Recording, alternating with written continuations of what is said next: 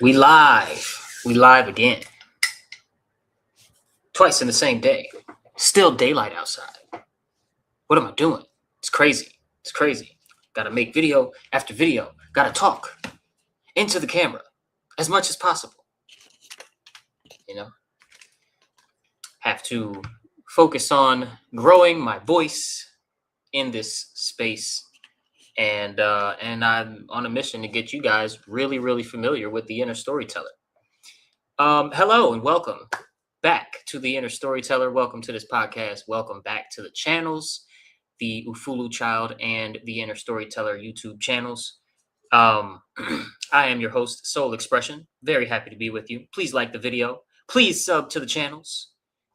I am of the impression that one day my podcast might be monetized. And if you do not sub to the channel, well, I just can't monetize it. You know, now I'm going to be here regardless. I'm going to be here right here with you, regardless of whether or not you sub. But, you know, just click the button. Okay, click the button and everything will be A-okay.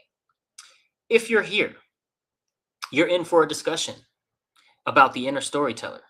The inner storyteller in my work, in my framework, is the third seat in the hierarchy of consciousness.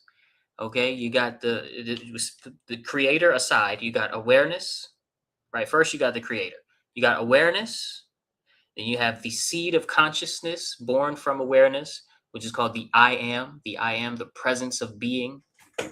And then, yeah, I'm live. Yeah, we live. Omi wanted to say Hi, Omi. We live. We live. Omi. You're not getting on camera, baby. Not today. I have a wonderful 2-year-old and a wonderful wife. Anyway, if you are here, then we are going to get into a discussion.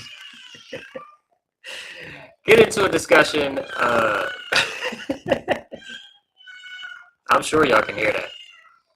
I am certain y'all can hear the baby going ballistic right now. But she'll be okay. She's going bananas. Anyway, discussion regarding the third seat in the hierarchy of consciousness. You got awareness, you got the I am presence, and then you have the inner storyteller. And the inner storyteller is what makes meaning to everything that the eternal soul experiences in this life. And you know, I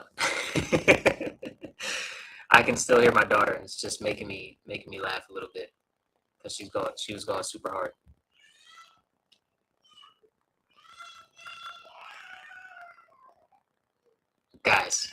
Guys, we got it. Okay, let's go ahead and start the discussion. We are 3 minutes in.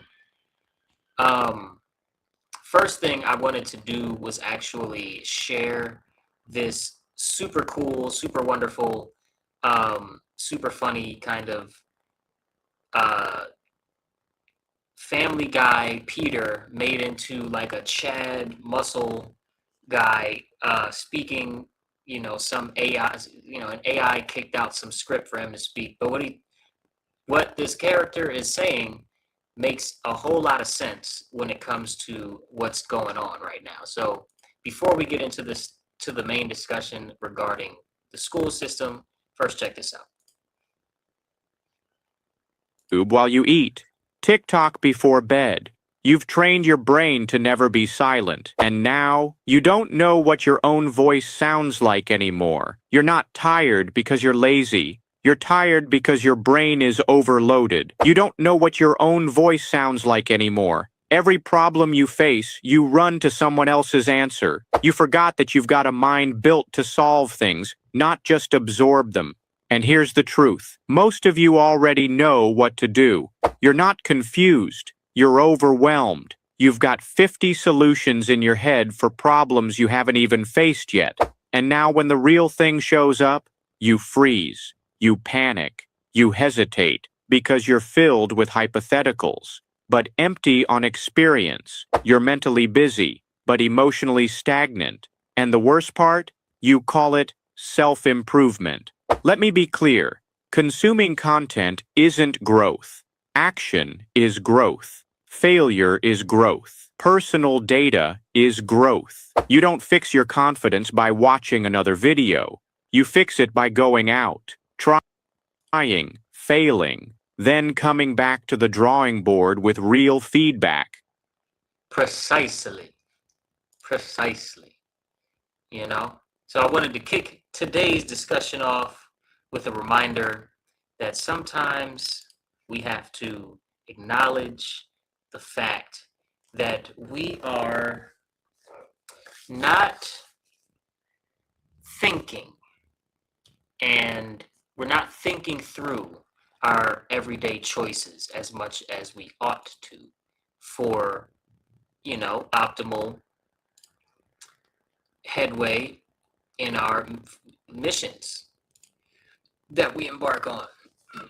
As I mentioned in almost every episode, human beings, the human family, we have shared objectives, right? Excuse me, I just belched like 8 times. I was trying not to go raw, so I split the gas bubble up so that I could do it silently, but it just kept interrupting my sentence there. It was getting on my nerves. Anyway,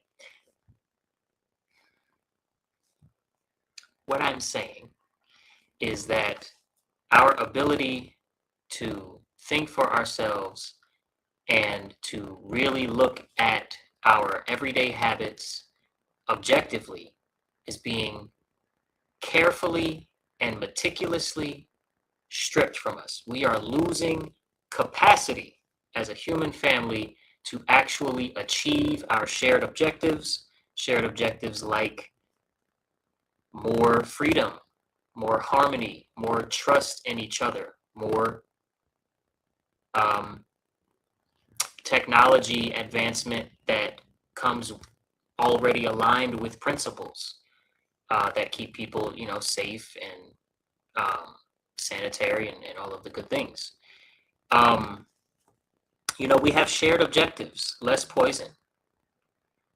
Very much shared objectives among pretty much everybody that lives on Earth. Yet, we are not getting closer and closer to achieving the shared objectives, even though they are fairly simple to reach. Now, simple doesn't mean easy, but they are all fairly simple goals and objectives that we can reach, especially with the technology, the infrastructure, the capabilities that we have today, right? And the truths that we know today. For instance, oil is not scarce, water is not scarce, food is not scarce, even though we pretend it is. We know that it's not. This is a very, very abundant planet. But we don't think. We do not exercise the noggin muscle. So, today we're going to get into a little bit about why we're not thinking. Why that is. I put forth that the school systems of our great nation and the world at large are largely to blame. You see, a school is much like a temple insofar as introducing dogma and what to think answers to its students' deepest questions. It gives what to think, not how to think answers largely, just like a church, a temple, a mosque, or anything else like that. Okay? And government school is schooling, is the religion of government. Okay? Government schooling is the religion of government. Religion as it's defined in the Inner Storyteller, again, is not limited to the church or the temple or the mosque or the mountain. It's not limited to any of these things. It is any system of belief that is sustained by rituals, authority, and the suppression of questions. If you have to believe it axiomatically, as Mark Passio said in my last episode, without any real testing, logic, and or proof of their claims. You just have to believe what they say. Okay, so in school, this largely has to do with science, history, and social studies, civics, right? Because, math, biology, well, and biology, because, well, yeah, I said science, but there's the history of, Darwinism and evolution, completely filled with stories that don't result in the vast majority of human beings knowing the truth about these topics. See how I didn't have to say complete lies and bullshit? By that definition,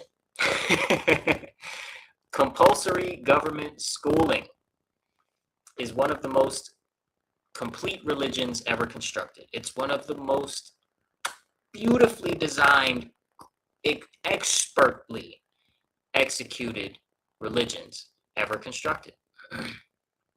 It has the building, the cathedral, the temple of God. Okay, it has the priesthood. You got the principals, you got the administrators, and you got the assistants, you got the teachers, you got the team leads of the teachers, you got the extracurricular contracted teachers, subs, right? Priest class. You have the sacred texts. You got your textbooks, you got your curriculum, approved by the government, of course, under contracts that may say something like, yeah, and by the way, if you're working with this school district, you promise to never boycott Israel or something, which is in contracts that I've seen, with school districts that I've, seen paperwork of. Pretty hilarious and also completely terrifying, if you will. Not really. I'm not scared of nobody. A congregation, a compelled audience, compelled attendance of the compelled audience, right? And then there's excommunication, truancy laws, expulsions, all of these things, okay? The public school system is quite all-encompassing in its mirroring of established, religion's structure, organized religion's structure. It is common knowledge that the modern school model that we see here in the West was deliberately shaped to produce compliant workers and consumers and not thinkers, largely designed by the Rockefeller family, right?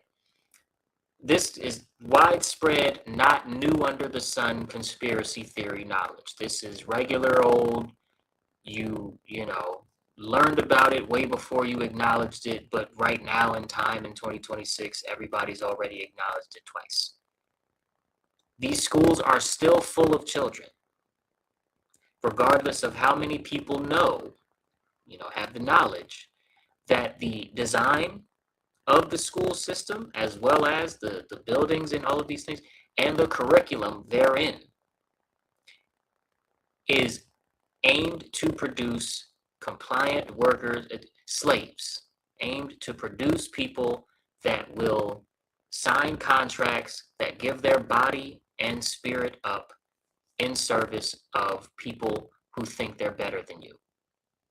Okay? Let's just not mince words on this podcast, even if we're trying our best not to cuss so much. We're not gonna mince words. This knowledge is widespread. The schools are still full of children. That gap between knowing and acting is the apathy that the system was designed to produce. One of the things that comes with a lot of slave class members is apathy.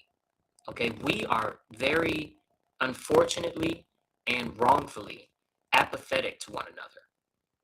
You know, we don't seem to have much real care given freely from one to another in the human family. We look away when somebody is in trouble. We're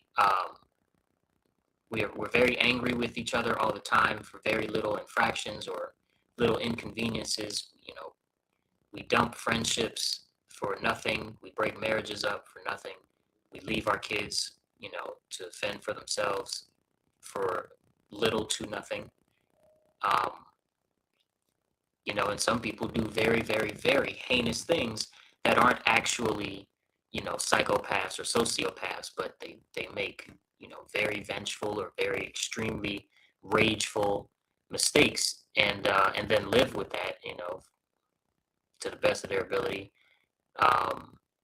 for the rest of their life. And then everybody there, whoever they victimize, also, we just don't treat each other well in the human family, and especially in the, like I said, the slave class, our class, in the back of the bus, okay? And I don't just mean black people. The slave class is those who are not the elite ruler class. That's the 99%, the everybody, okay? There are billionaires who are in the slave class because they just are giving their body and their soul up in service to very evil forces that are actually at the top of the food chain, which isn't defined only by your bank account. Okay, one last thing I'll say about that is if you make the rules for money, then you are above the class of people that just have a lot of money, right? If you you make a phone call or pull out your pen and you change the rules of money at your whim, then you are in a class above just those that just have a lot. Okay. Now.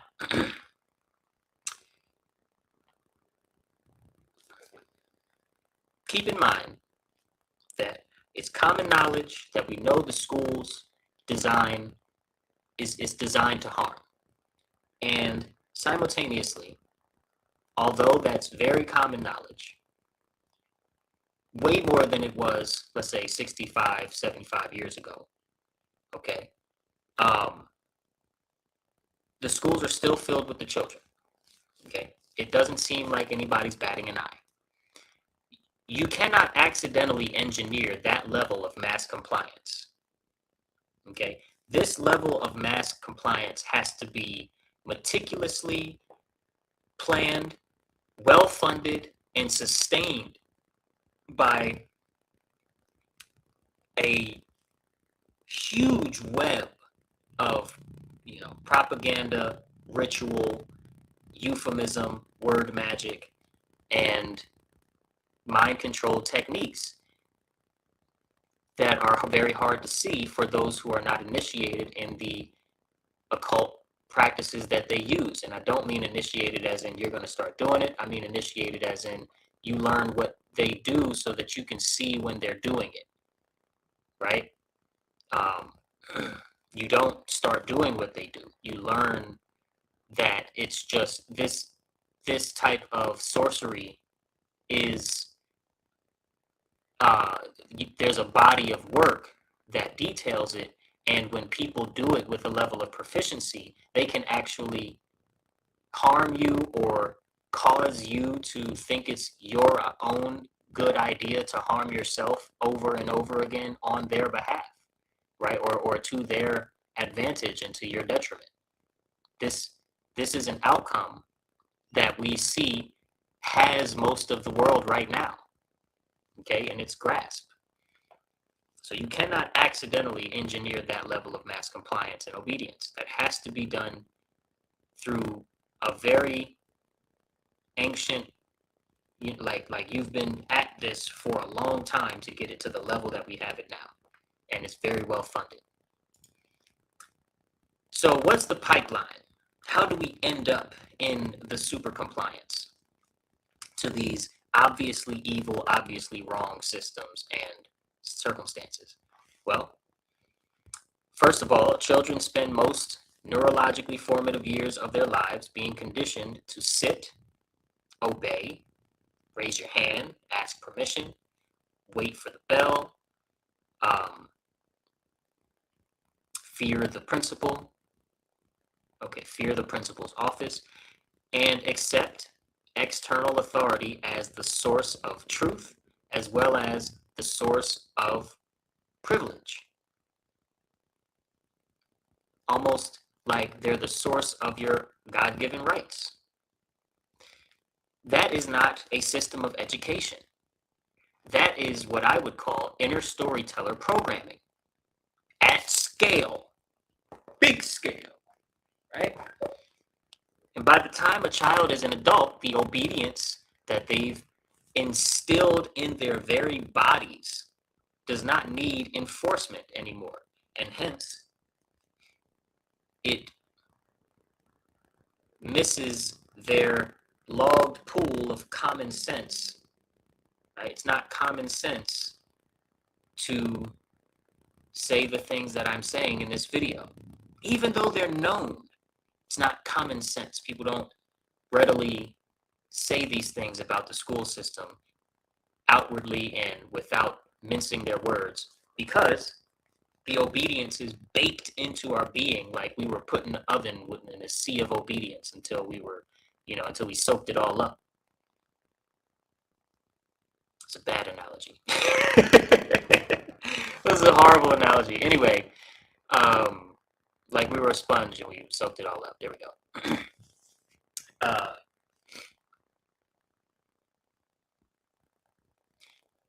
The emotional tool, the emotional tools that are employed by the manipulator class result in us arriving at dangerous levels of apathy in regard for, let's say, everyone but the people I care about would be kind of a good catch-all. Okay, some people's circumstances are unique, but basically people's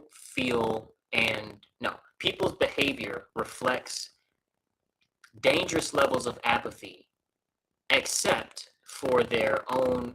Largely it's your immediate family, or sometimes it's just your child, just your mom, just grandma, something like that. They won't get any apathy, and you really care for them, and you don't treat them like they're a tree stump.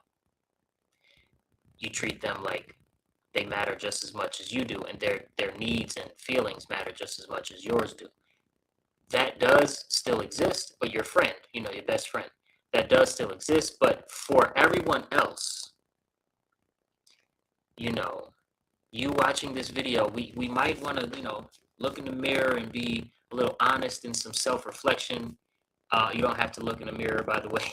I'm just saying, like, you might want to close your eyes and pray and think about, in super brutally honest self-reflection, your real-world actions that align with helping people that are not in your super immediate family. And I don't mean going out of your way, ruining your life and trying to be Superman. I don't mean that, right? But apathy is a real thing, and most of us, myself included, have to do immense internal work to rid ourselves of that state of being, of that mindset. Because parents know the school is trash. They know it. They know their kid can't read. They have to know. Some of the parents can't read, right? The Rockefeller story is not hidden from anybody. And it's not just Rockefeller, but that part is not hidden from anybody. But the kids are still there Monday morning. And that's not ignorance. It's not true ignorance. It's not nescience. That's not ignorance because the information was not available or so hard to get to it might as well not have been available. It's not that, right? This is chosen cognitive dissonance, chosen apathy. Because ignorance can be fixed with information. Apathy cannot be fixed with information alone, right? Because apathy is developed over time and is more than just knowledge or not knowledge, knowledge being there or not being there. Apathy is in the body, it's in the spirit, it's in the soul. Um, you know, so because the inner storyteller has already filed that information under interesting, but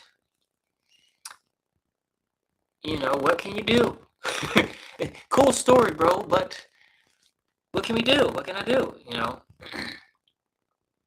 Because that's already how the information is being taken. The school system has been able to run amok and produce the very apathy that protects the school system running this way. It's a closed loop. It's by design. Okay?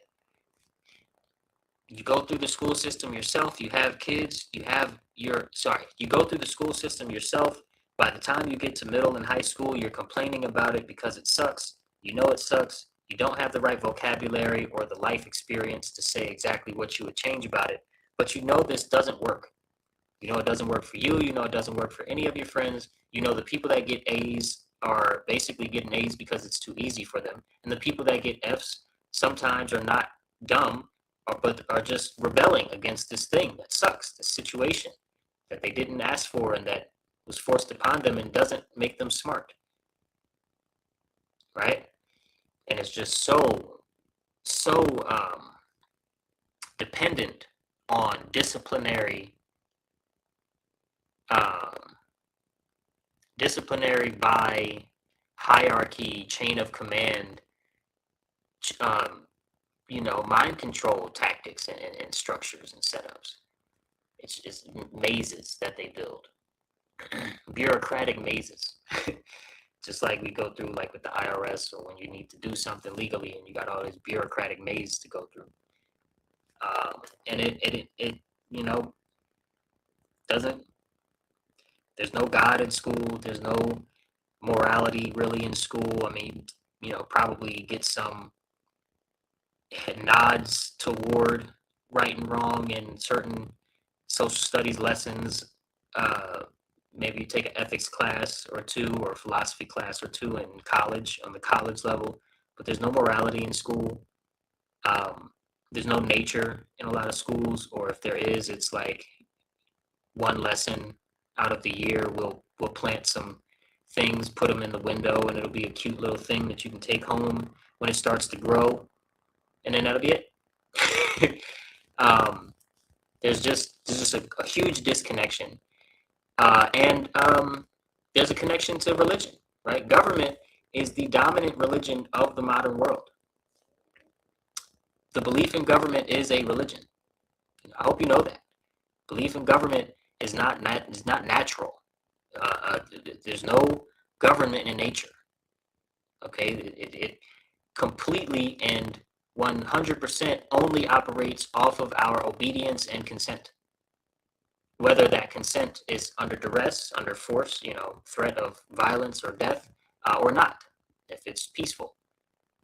It's still, that's the only way that it operates. There's no such actual thing as government. These are regular peers of ours pretending that they have a divine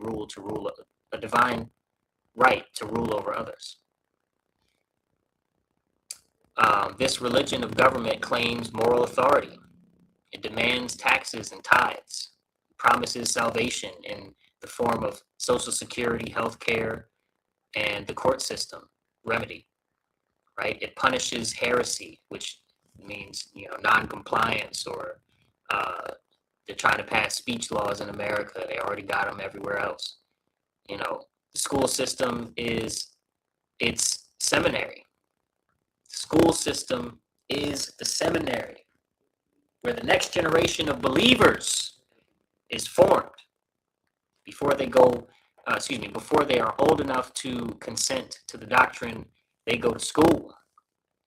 And this is the collective inner storyteller being shaped at the institutional level, funded by the same forces that have always opposed the shared human freedom, the shared objectives that human beings that have any type of common sense, or just a desire for a better world, are trying to work towards, but don't know how. So what's the question that breaks the loop? What question should we ask and get to the bottom of to break the cycle? First of all, why are your kids still in there? Why are you still encouraging your friends to put their kids in there? Why are you still encouraging your mentees to care about the survival of the modern school system? Right? I don't know if y'all saw. I might be able to find this little clip. There was a clip where, oh, I know, Abala Epinobi talked about it.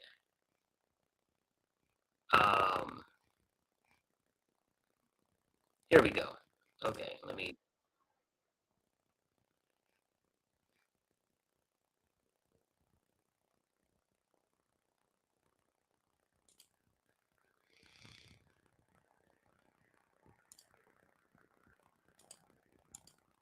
Okay, sorry about the quick break in my yapping. I'm gonna show you this real quick.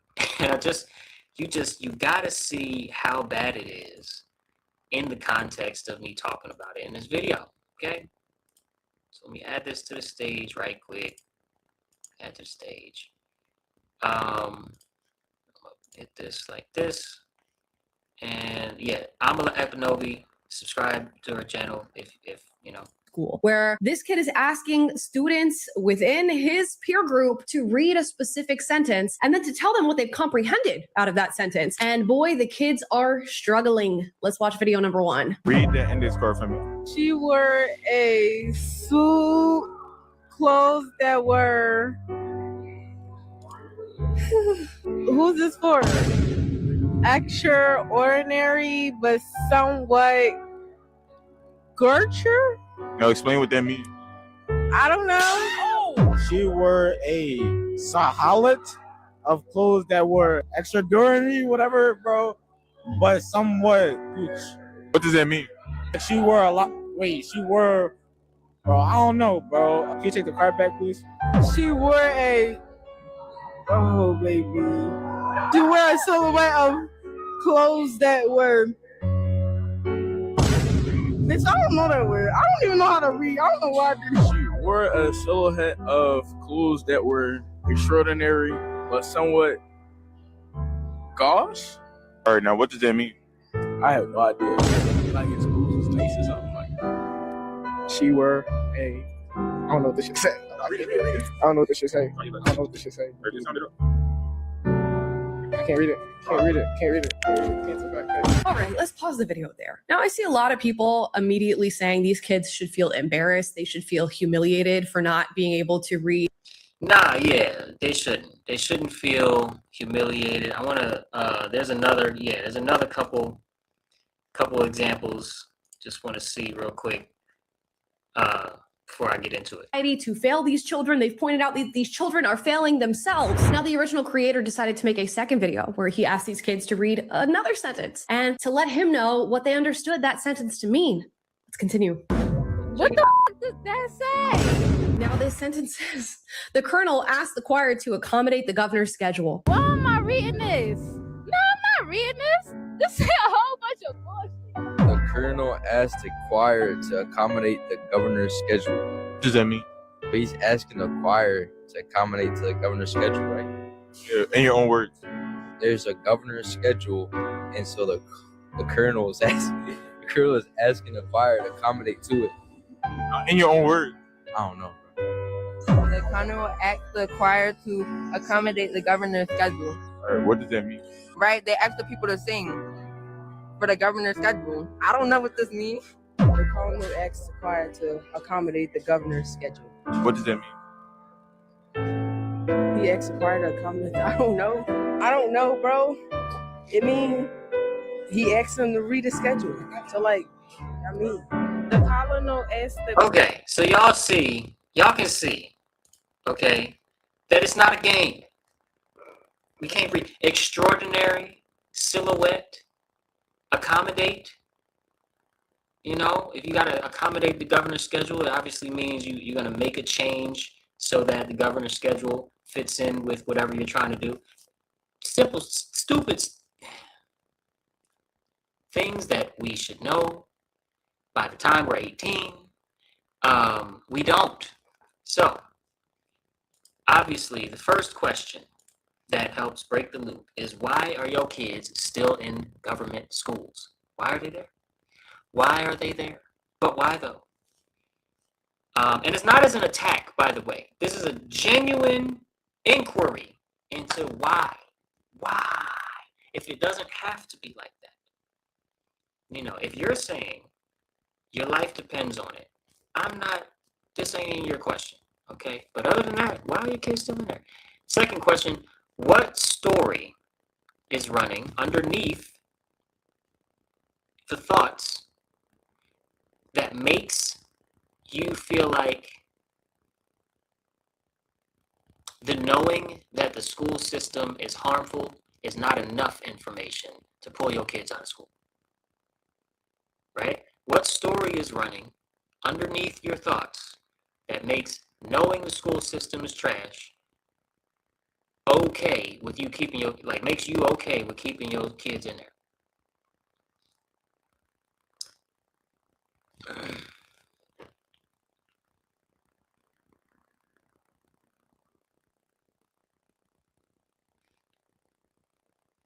I just wanted to give a moment of silence for that question before we quietly close out today's episode. Really appreciate you guys, kind of tuning in. Oh, I got some comments. What's happening? Sounds like the mic is distorted.